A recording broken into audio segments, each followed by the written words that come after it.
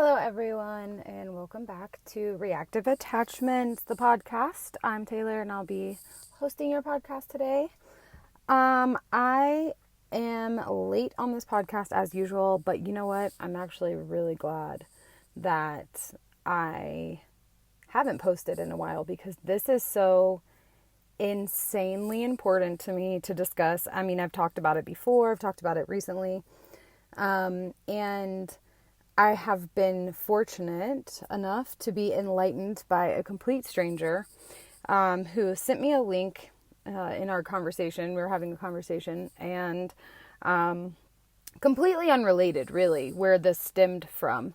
So we're having this conversation that came out of a forum about a different issue that's in relation to human behavior, but not reactive attachment disorder or attachment in general.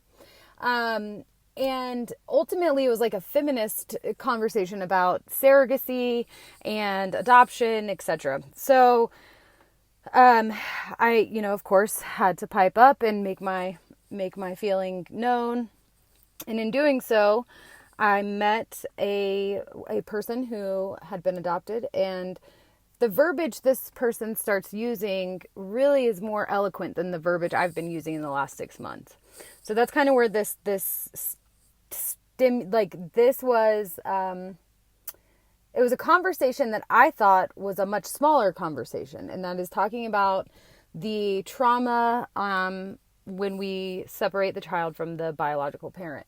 Now, I obviously am coming from a position of crisis intervention with DCFS and addiction and, just parental failure, and the state getting involved or family members getting involved and intervening. It's usually done, the initial one, of course, is usually done a little bit later in life, not at the first signs of birth.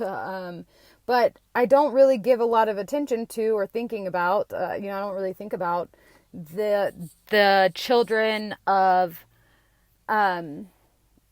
mothers who are convinced to participate in adoption before the child is even born. Maybe it's a healthy young woman that for religious purposes can't or won't move forward with the child rearing. These other circumstances where a baby is born into the world and immediately removed from the mother and taken to the adoptive family. So I don't really think about that infant adoption. It doesn't really cross my everyday agenda. Oh, excuse me. So, about 6 months ago, let me back up and just kind of be a little bit more clear on where this is all coming from.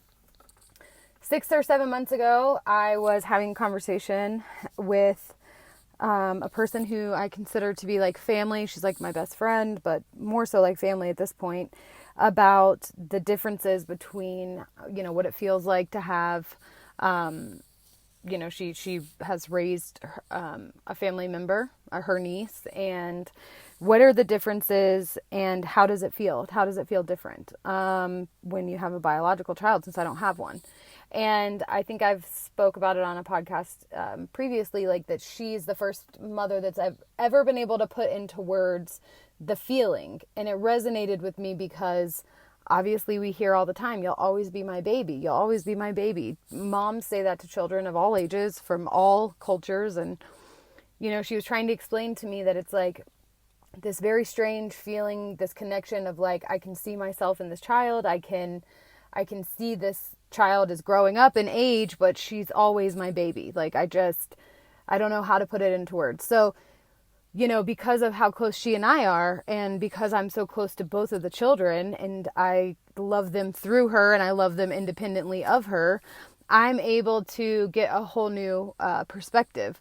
But I was also able at that point to realize, like, well, I don't have a child, and I most likely will never have a biological child.